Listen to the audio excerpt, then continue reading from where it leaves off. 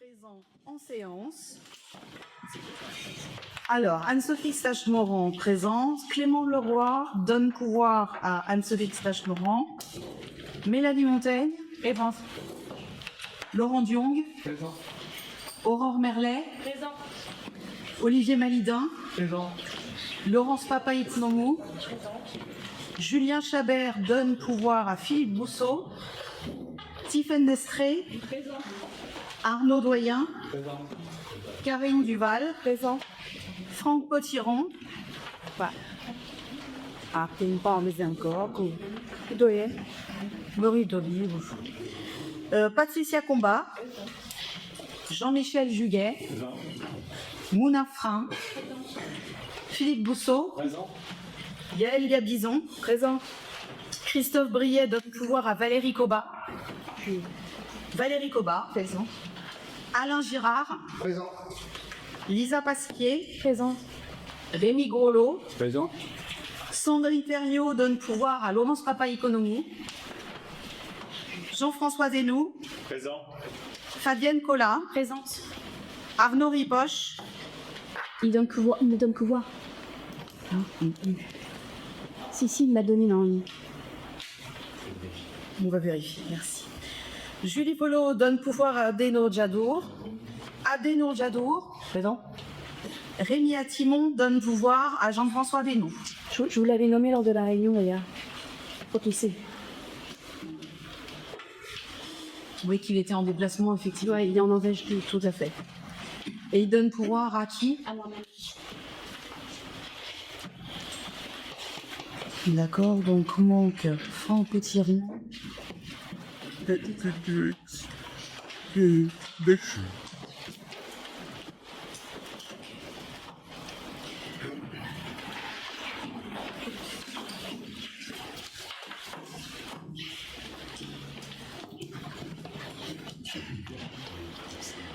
Donc je précise que l'ensemble des pouvoirs, donc mis à part celui d'Arnaud Ripoche que nous allons vérifier, ont bien été réceptionnés par les services municipaux. Donc le quorum est par conséquent atteint. Je vais désigner un secrétaire ou une secrétaire de séance. Y a-t-il des volontaires? Oui, à soi, Valérie. Ah non, ça... non, Valérie, non, c'est à soi. Alors je désigne Valérie Cobat. Merci. Alors, je vous informe que j'ai pas du tout de retour. Là, il y a un problème de connectique. Donc, je vais être régulièrement dans l'obligation de me retourner pour voir l'écran. Donc, nous allons commencer par l'approbation du procès-verbal de la séance du Conseil municipal du 21 mars dernier, qui vous a été transmis via idée libre. Je vous propose de l'adopter si vous n'avez pas de remarques particulières à formuler. Est-ce qu'il y a des remarques? Qui est contre? Qui s'abstient? Je vous remercie.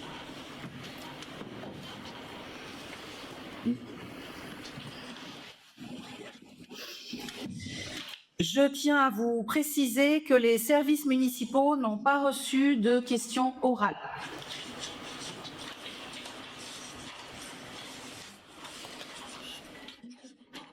Vous avez été destinataire via idée libre des décisions que j'ai été amenée à prendre depuis le dernier conseil municipal. Si vous n'avez pas de remarques particulières, je vous propose sans transition l'étude des projets de délibération qui vous ont été transmis.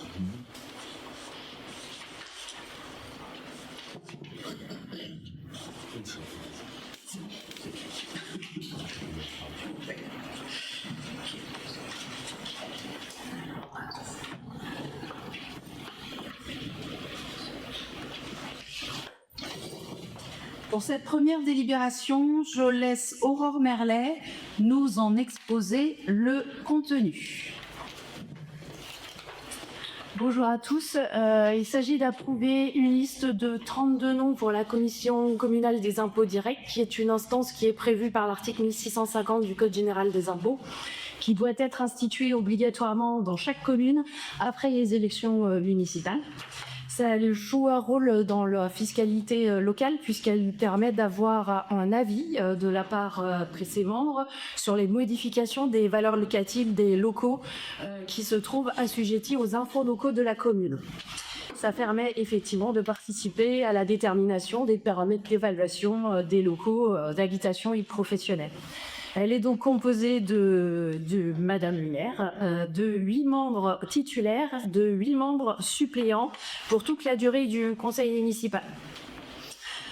Pour ce nouveau mandat, nous avons décidé d'élargir le profil des candidats proposés en associant tout profil qui pouvait refléter la diversité du tissu local, les commerçants, des artisans, les professions agricoles et tous les contribuables aussi de la commune. Au nom du conseil municipal, je tiens à remercier sincèrement les 32 contribuables qui ont accepté de figurer sur la liste. C'est une preuve d'engagement et de disponibilité qui prouve l'attachement à la commune. Nous avons également consulté la liste minoritaire afin qu'elle puisse également proposer des noms et ainsi permettre une représentation la plus large possible. Voilà la liste des 32 noms que nous vous proposons d'adresser à la DGFiP qui sélectionnera donc ces 8 titulaires et 8 suppléments intérieurs.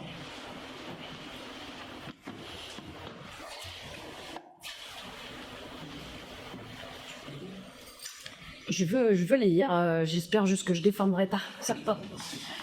Pour les titulaires, Chloé Nadji, Karine Duval, Valérie Zepping, Joël Porcher, Jean-Michel Juguet, Alain Girard, Julien Le Chevalet, Faciel Hardy, Antoine Sopin, Arnaud Hamon, Denis Le Breton, Franck Potieron, Olivier Massé, Serge Renaud, Mathieu Coutard, Bertrand Richard. Pour les suppléants, Stéphane Simoneau, Mané-Laure Cudray, François Atta, Élodie Pauvert, Nicolas Lebrun, Rodolphe Dumouy, Rachel Berthelot, Richard Deschigneaux, Philippe Perwhite, Fabrice Chénaud, Albert Sellos, Aurélie Puren, Fabien Malia, Loïc Chevalier, Françoise Belin, Audrey Chapeau. Merci Aurore. Y a-t-il des interventions au sujet de cette délibération ? Vous serez issu combien de... Une fois par an avec normalement des impôts locaux qui les accompagnent pour procéder à ces différentes évaluations, leur avis n'étant que consultatif, les agents de la DGFiP ayant le dernier mot sur les propositions qui sont faites sur la commission. Y a-t-il d'autres interventions ? Et je vous propose donc d'adopter cette délibération. Qui est contre ? Qui s'abstient ? Je vous remercie.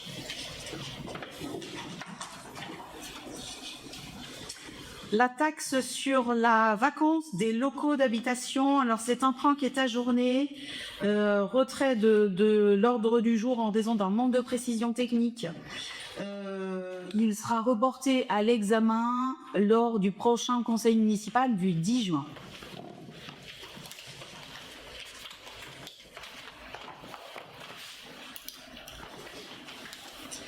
Pour ce prochain point, je laisse Philippe Bousseau vous exposer son contenu. Oui, alors donc il s'agit juste d'une écriture comptable.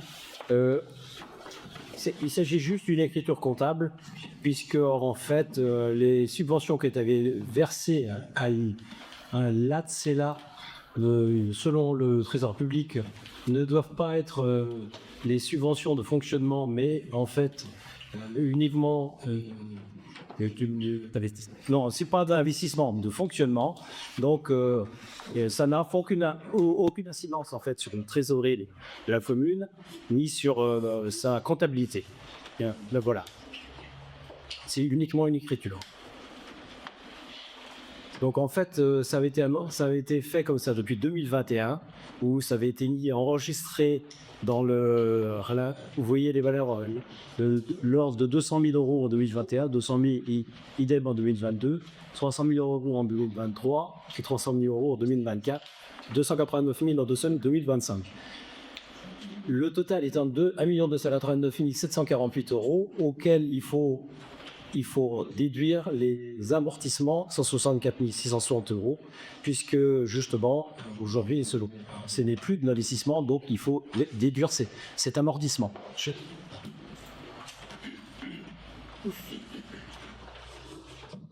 Est-ce qu'il y a des interventions? Qui est contre? Qui s'abstient? Je vous remercie.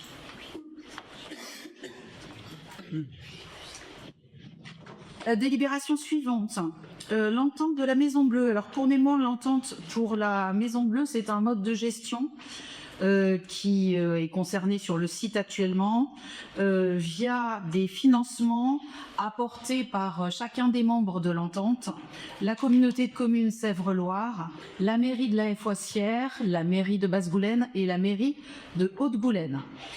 Il vous est proposé ce soir comme représentant pour notre commune 2 titulaires, 2 suppléants, donc 2 titulaires, Olivier Malidin, Laurent Diong, et 2 suppléants, Franck Potiron et Arnaud Doyen.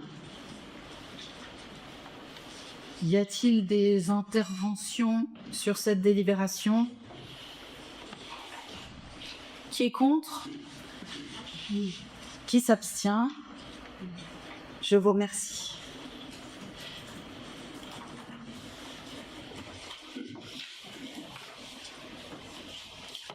La composition du CST, donc Comité social territorial, là,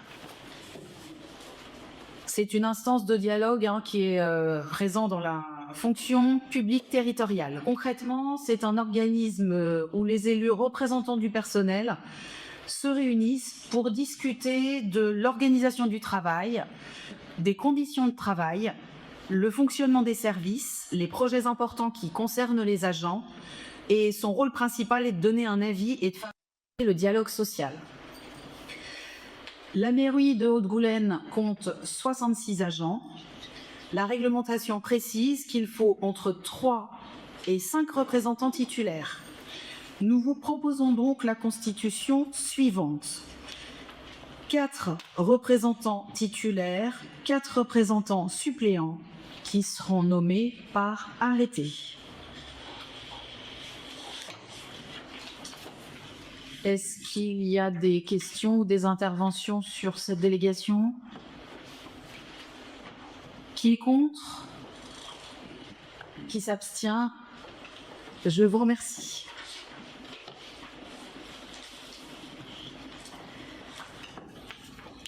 Alors, le retrait de la délibération commission d'appel d'offres. Donc, c'est une délibération qui a été prise au 1er avril 2026 relative à l'élection des membres de la commission d'appel d'offres.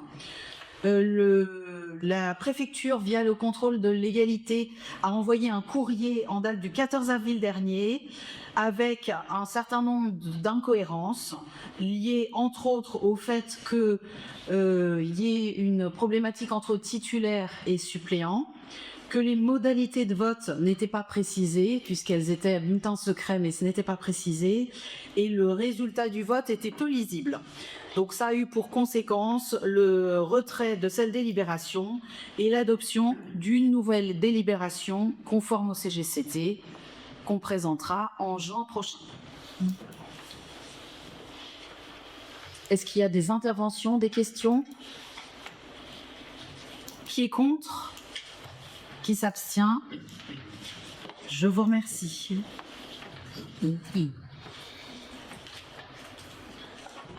Alors, l'élection des membres de la commission d'appel d'offres.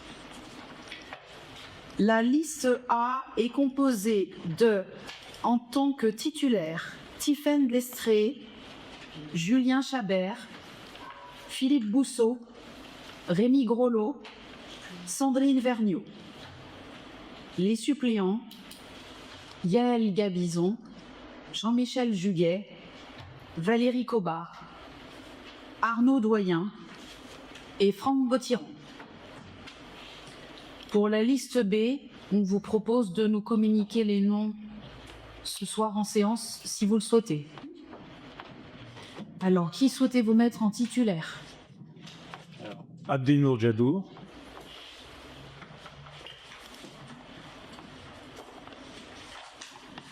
Oui. Jean-François Desgoux et Fabienne Collard.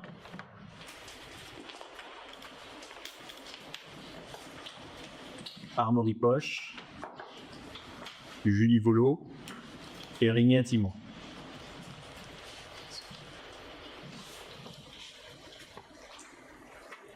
Alors, il faut des suppléants aussi. À ce moment-là, on peut mettre 3 titulaires et 3 suppléants. Tout à fait. Alors, donc, en titulaire, Abdelnour Jadour, Jean-François Desgoux, Fabienne Collard. Et en suppléant, Arnaud Ripoche, Julie Volo et Rignan Timon.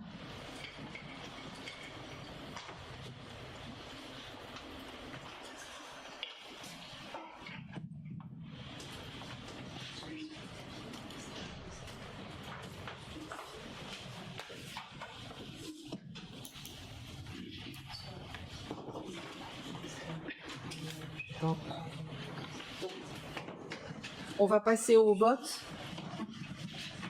Vous prenez dans vos papiers et puis vous notez liste A, liste B et on va passer la réunion.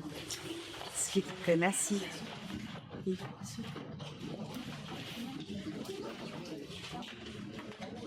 Si.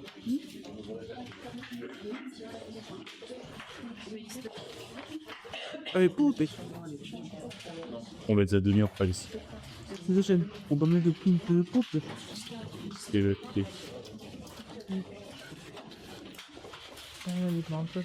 Bon, ok, lui. Je retiens par rapport à Arnaud Ripoche, il a bien donné son pouvoir via le lien, en fait, idée libre. Ah oui, mais ça fonctionne pas. On a su ça par l'anose, en fait, ça fonctionne pas quand on fait par été libre. Alors, donc, du coup, Donc on va le prendre en compte. de juste faire un mail, non. Je demande à Arnaud de faire un mail, c'est ça Ouais, il fait un mail. D'accord, parce qu'il est passé vraiment par la plateforme, en fait. Oui, mais on a fait la même chose au Mont-Saïd d'Anneau et ça fonctionne pas. Ok, laisse.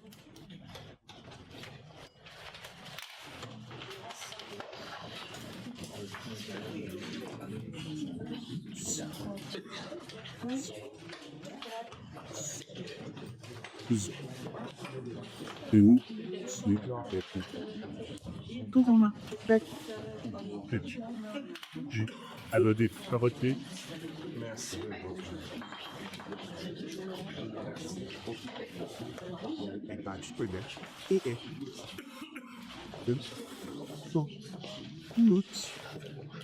Ça va faire.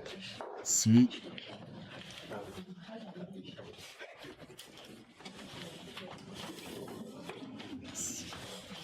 On rappelle pour ceux qui ont des pouvoirs de bien mettre 2 papiers dans le dé. C'est oui, c'est. Non. C'est ça.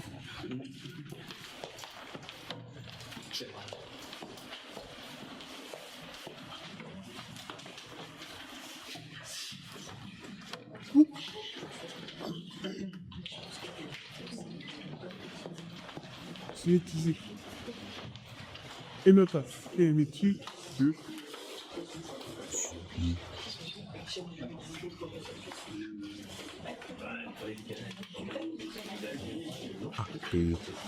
Je aime. Je sais.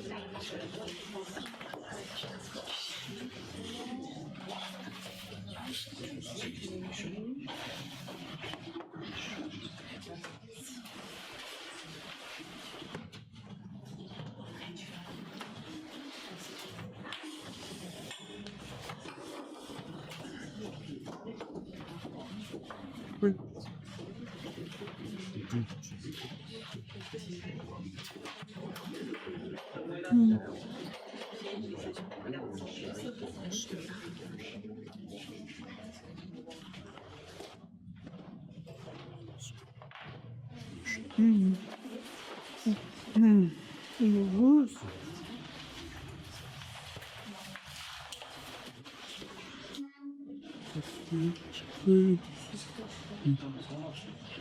Ça fait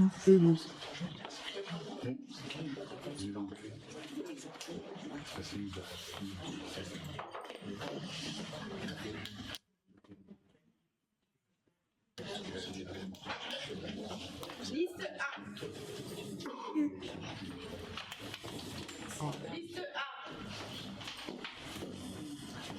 Liste A.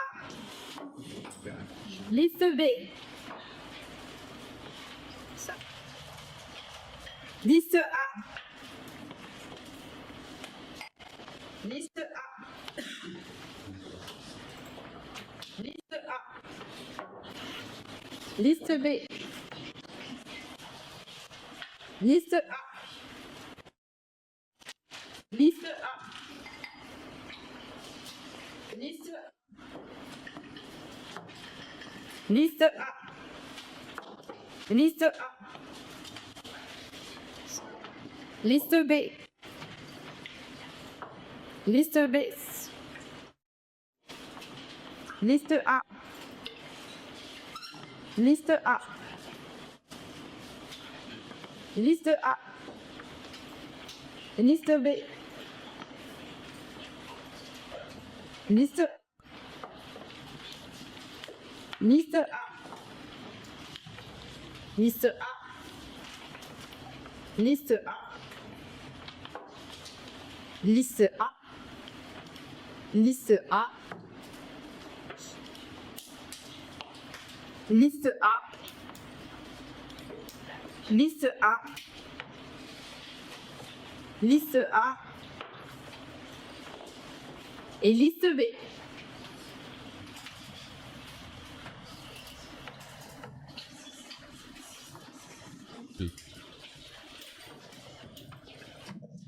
Donc 23 votes pour la liste A et 6 pour la liste B. Je vous remercie.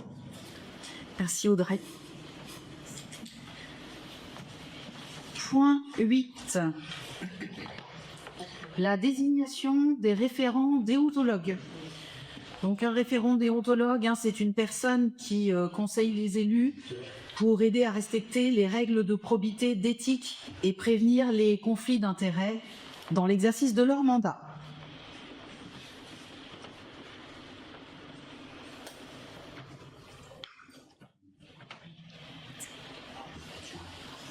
Donc la commune s'appuie sur la liste établie par l'AMF 44, expertise juridique ou institutionnelle et expérience, anciens élus, magistrats, notaires, avocats.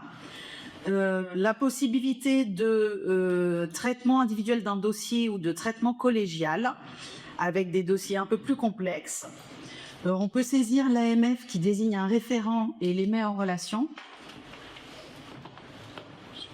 La rémunération, c'est une indemnisation sous forme de vacation, 80 € maximum par dossier et par personne. Le collège, c'est 300 € pour le président et 200 € par participant. Et le remboursement des frais de déplacement possible. Les avis sont rendus par écrit de manière confidentielle et les avis sont consultatifs et non contraignants. Vous avez vu la liste sur Idées Libres. Est-ce qu'il y a des interventions? Est-ce qu'il y a des questions? Qui est contre? Qui s'abstient? Je vous remercie.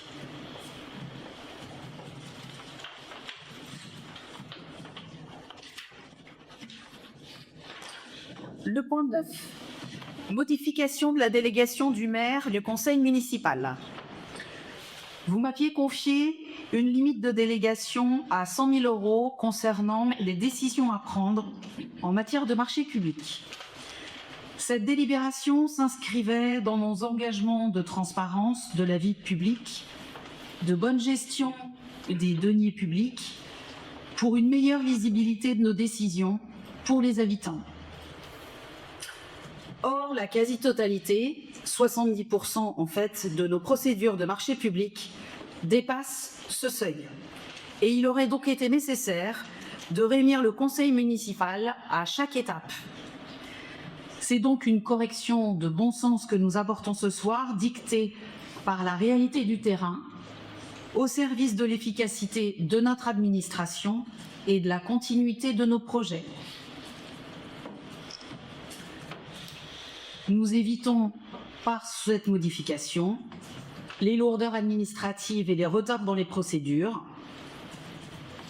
et nous fluidifions la prise de décision en respectant les délais réglementaires tout en assurant une mise en œuvre plus réactive des projets.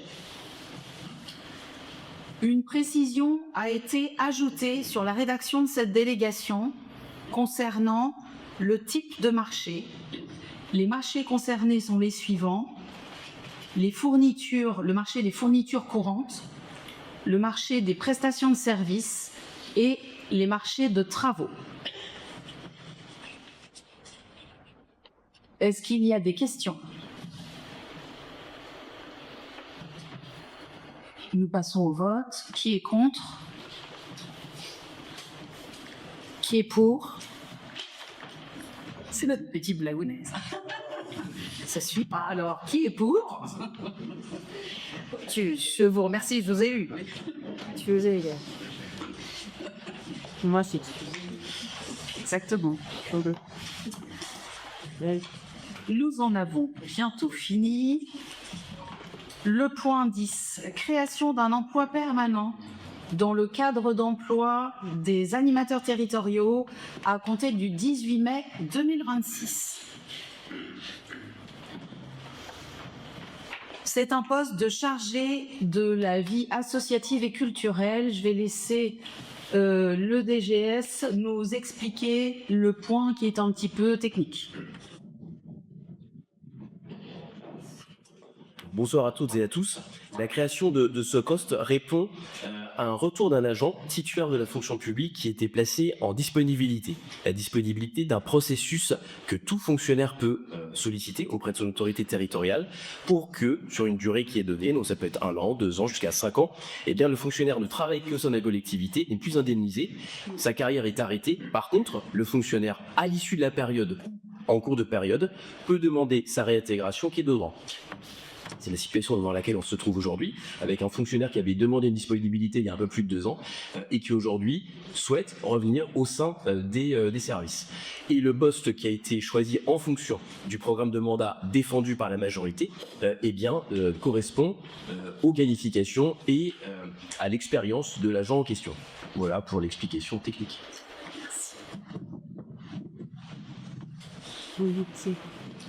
Est-ce qu'il y a des questions? Oui. Oui. Bah, c'est pas une question, c'est plus une remarque.